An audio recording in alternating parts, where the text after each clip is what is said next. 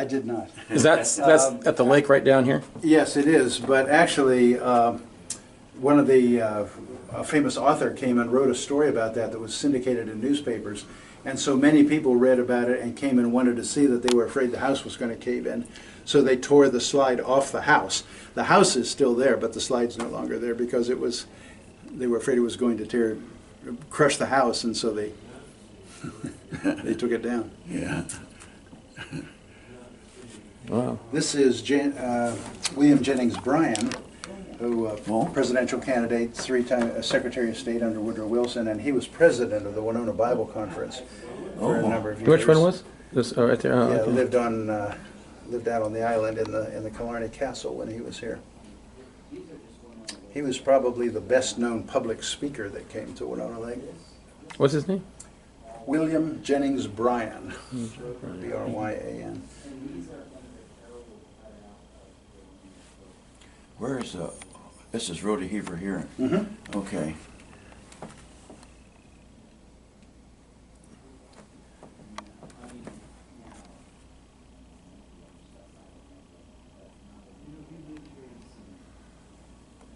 Yeah, he was a big name back then. Mm-hmm. He died in 1955, so he lived for 20 years after Mr. Sunday died. Mr. Sunday died in 35. And Mrs. Sunday lived till 57, so she lived 2 years longer than Rhoda Heaver. Oh. She lived about 25 years after her husband died. Did a lot of speaking and a lot of fundraising for Christian ministries. There's, boy, a lot of people here. Mm-hmm. That's a conference. Yeah, this is at a place called the Hillside, which is an open amphitheater up behind the Billy Sunday Tabernacle. You may remember it. It's benches and there's a little platform area there. And then up behind it is the Beyer home where the two of the three Beyer brothers and their families lived. It's a big Victorian mansion with rounded porches and a red tile clay roof, and it's probably the most outstanding piece of residential architecture in Winona Lake. Still there? Yeah. It's privately owned and occupied. The other odd piece of architecture is Killarney Castle, which was Saul Dickey's home. It was built in 1902, and it's out on the island. It's this big white Irish castle that stands right on the waterfront. Mm. I have a picture of it over on the other wall there. Yeah.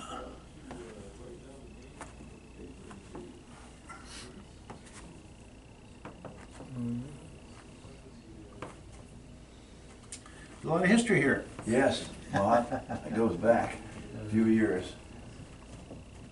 Yeah. This is William Biederwolf, who was director of the Bible Conference, and he's the one who invited Grace Seminary to come here and make Winona Lake its permanent home. When the school was founded, it was founded here in Winona Lake, but their first 2 years of classes were held in Akron, Ohio. My goodness. And then he invited them to come back to Winona Lake, which they did in 1939. And then the college was founded as a feeder to the seminary in 1948, and then it became a four-year liberal arts college in 1954.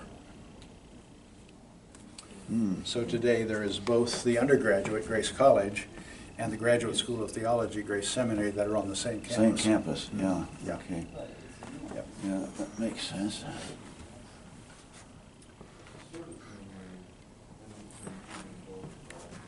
This is the history of the town that I wrote a few years ago for the 100th anniversary. Is that right? There's more trivia and detail in there than anybody would ever want to know. So you're like the curator for the museum? Or- I'm just one of the volunteers. Oh, really? Okay. Yeah. The gentleman over here in the beard is really the director of the museum. This area is all Billy Sunday, and his early life is over here. His baseball, I'll uncover his baseball uniform there. And then some of the material on the wall is about his life and how his career developed. Are you Steve? I'm Terry. You're Terry. Okay, Yeah. so it's Terry White and Steve. Yep. Okay. Steve was the founder of this museum, and for a number of years he kind of was the director of the Historical Society here in Winona Lake. And I wanted his name on the book because he helped consult on it and gave me some good advice, but I did all the writing on it. No, were you? Sunday played for the Chicago White Stockings, who later became the Cubs, and he quit playing just before they won the World Series the first time. So he almost was in the World Series. Oh, But he went into evangelistic. He actually started working for the YMCA in Chicago after his baseball career. But he played 5 years for Chicago, and then he was traded to Pittsburgh, played for them for 2 years. Then he was traded to Philadelphia, and he was offered a very large contract from the Cincinnati Reds, and just before he decided not to do that and instead to go into Christian work. So he went to work for the YMCA in Chicago for a couple of years. And then he began to work for a traveling evangelist named J. Wilbur Chapman, who was the first director of the Winona Bible Conference, and that's how Billy Sunday got connected with Winona. Chapman invited Sunday to come here and preach sometimes in the summer, and that was his connection. And he and his wife began to like it so well they decided to move here in 1911. And they built the Billy Sunday home that's down there now. Raised their 4 children here. Well, the daughter was almost marrying age when they got here. She was born while he was playing baseball, so she lived here a couple of years, and then she married a fellow from Sturgis, Michigan, who was the publisher of the newspaper and a printer up there. this was his uniform? Uh-huh. Yeah. Yeah, back then there was only a National League. There wasn't an American League. Oh, really? The American League was formed in 1900, and the first World Series between the two leagues was 1903. And it was 1907 that the Chicago team won the World Series from Detroit. And then never again until 2016. That was a big day. Yeah. He was known for his running ability. He could circle the bases from a standing start in 14 seconds. Oh, my God. And which is amazing. And he would always beat the runners, the fastest runners they could put up against him.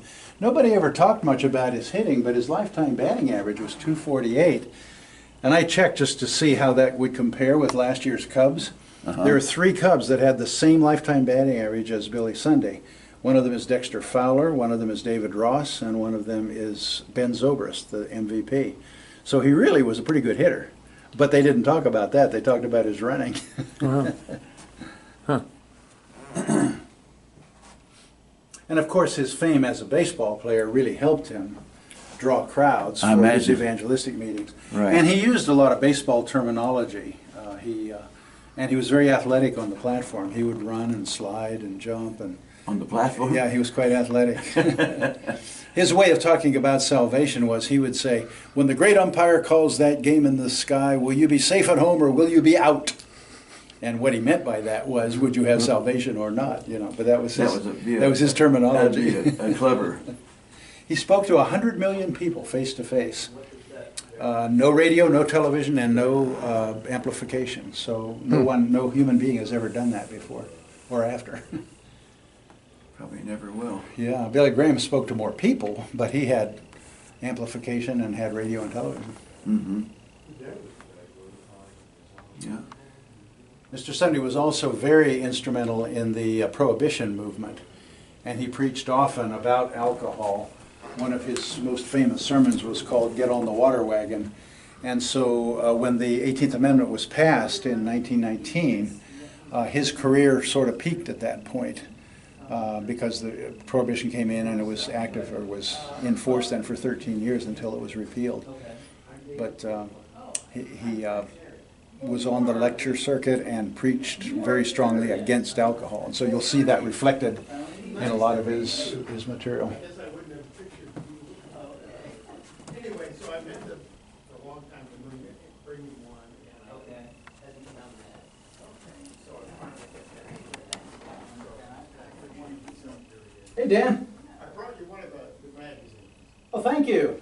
and I appreciate your help. Okay. Ben. This is a big help. Yeah, thank you very much. Yeah, so I should have gotten this here earlier, but I didn't get around to it. Always happy when I see your stuff and see a new issue come out. So, thank you. I appreciate Yeah. Have you known Jared before? it. No, I talked to him and Yeah. we emailed a few times, but never actually, You're both kind of Mr. History. yeah. Well, sort of. And I'm sure he told you the project that Kevin's involved in. Yeah. We've got a, Hi, I'm Kevin. Oh. Dan is the historian for the Cowboysville County Historical Society. So did you know anything about A.T. Still?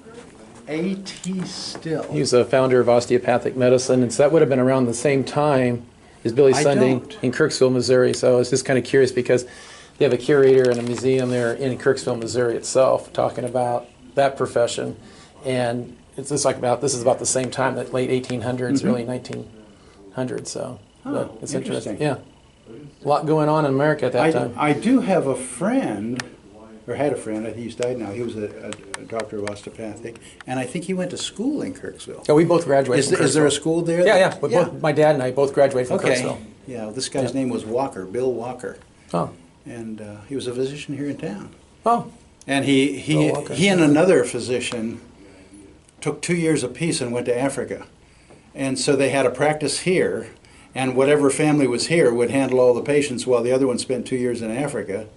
interesting. And then Okay. they would switch and do 2 years, and then they would switch back again. Wow, They did that a number of times. interesting. Wow. What year was that, roughly? Oh, that would have been, could have been probably in the 70s and 80s. Okay. Okay. Dr. Walker, I think, had retired by about 95 or so. Yeah. His wife is still living here, but he passed on. But I remember that he went to school at that. Yeah, Kirksville, yeah. Yeah. Because they got a museum kind of like this down there, you know, of course, talking all about Okay. the history of things. Well, Sunday stayed. He stayed in very good shape, but he was a kind of a germaphobe. He always carried bottled water with him, Poland bottled water. He didn't want to drink the local water. And Oh, really? Yeah, So he'd and bring his own water, huh? Right, and he had a trainer, Jack Cardiff, who was a retired boxer, and he always gave him massages and rub downs and so on. And Mrs. Sunday would make sure they didn't get overheated or chilled or so on. She was really very neurotic about his health. Okay, baseball players do have kind of certain things that they like. Yeah, that's interesting. So that's interesting. You don't bring his own water. Huh. Yeah, yeah. Kind of work up a little thing about what the people did there. If you ran out of water, you'd be in big trouble. Well, he wasn't about to run out. We found cases of it in the basement of his house over there. We've got some of it on display. Really? Yeah. Because we found several newspaper What was it, a float plane? Yeah, that was Glenn Curtis, who was a aviation pioneer. That was a biplane that he brought in and landed on. Do they have any movies? There are just a few pieces of footage. He was very late in the. I mean, he had, how should I say it? Film really wasn't invented until he was almost done.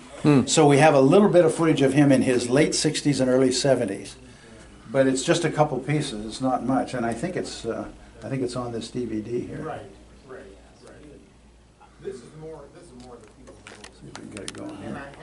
I've done a story of camp here a little bit. Okay. You know Bill Darr?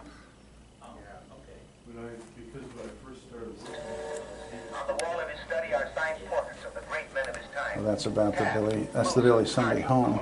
Homer, Teddy Roosevelt, Cecil B. DeMille, the Mayo brother, and the See if we can find some footage of him preaching. There, this will be a little bit of it.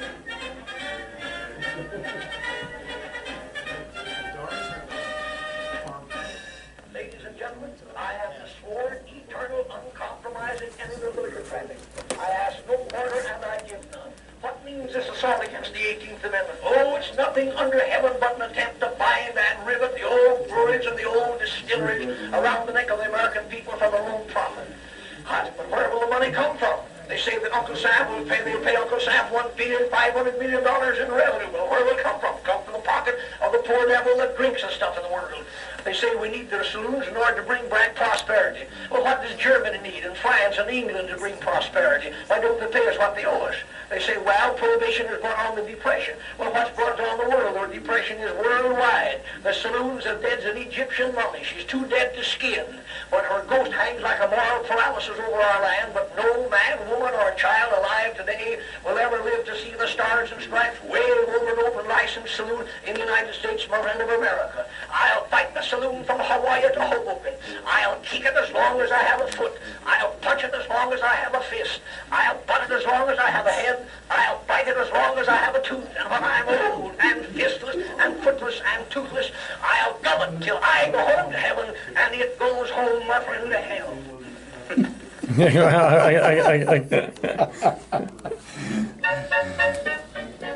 No question where he stood. Oh, yeah. Civilization and society. I think he was 69 years old here. On religion. Religion rests on the Bible and faith in God and in Jesus Christ. The Bible doesn't condemn any man because of his wealth. The Bible says the man that don't provide for his family is worse than an infidel. According to our standard of gold and silver, Abraham was worth $1.5 billion. David was worth $3 billion. Solomon was worth $5 billion. Solomon could have hired Andrew Carnegie for a butler, J. Pierpont Morgan to cut his lawn, and Andrew Mellon for a chauffeur, and John D. to black his boots. America needs a tidal wave of the old-time religion. America needs to be taken down to God's bathhouse and the hose turned on her. And the time isn't far distant when the wheels of God's judgment are going to go sweeping through this old God-hating world. And I want to take a pledge in this audience to join me in a pledge that you will never rest until this old God-hating, Christ-hating, whiskey-soaked, Sabbath-breaking, blaspheming, infidel, bootlegging old world is bound to the cross of Jesus Christ by the golden chains of love. So there. Yeah. Tell he's a baseball player. This is Homer Rodeheaver with his trombone, and he's introducing Mr. Sunday, and this is down here on the hillside behind us.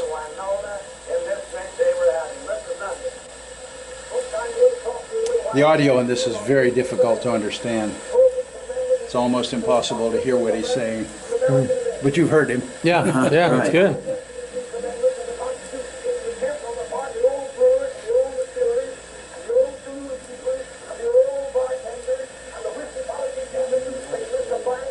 This would have probably been in the early 1930s. Oh.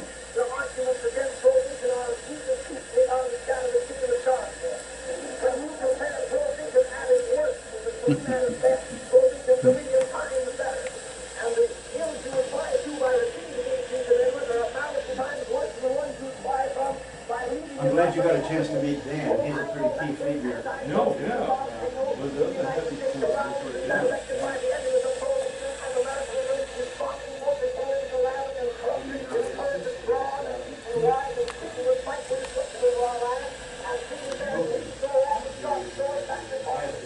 There's a tire over here. It's this narrow road.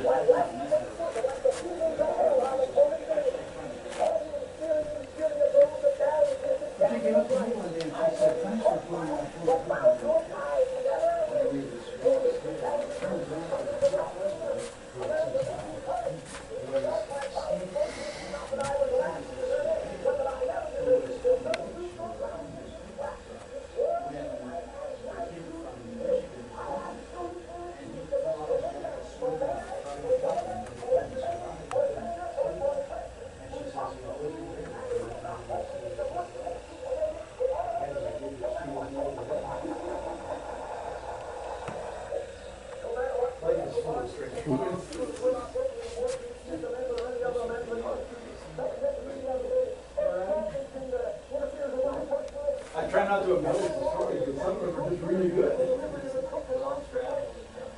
Well traveled. I'm going with that from now on. I know Kevin Monday. I know Kevin Monday.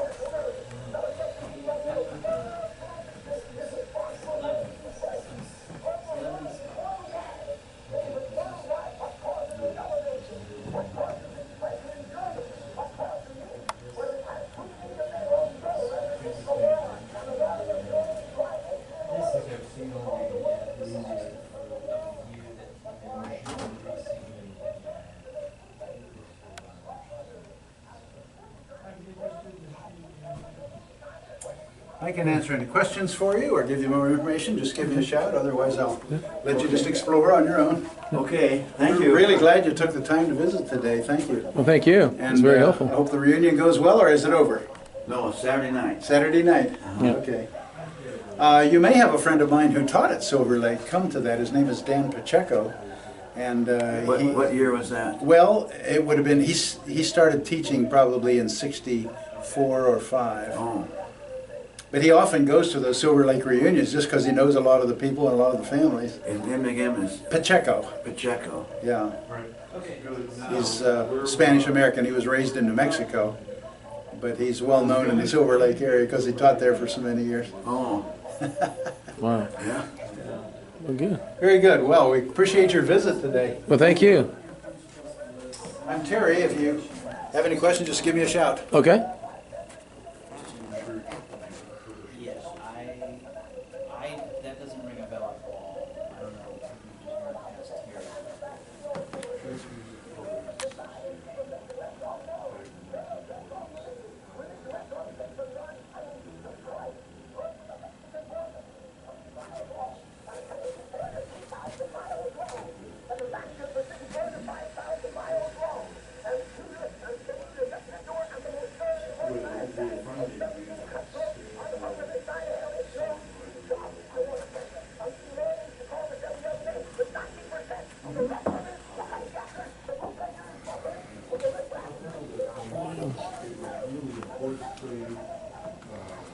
Every man for himself. Well, fascinating letters between like Pope and Mother Hammer. Yes, please, I'd be happy to give you rings like that. No, they like do these horse trades. Also, I'm gonna look in the file. and simultaneously locked down deliberately every denomination. If you're a Methodist and you want to get those things in your book, part of the story has always been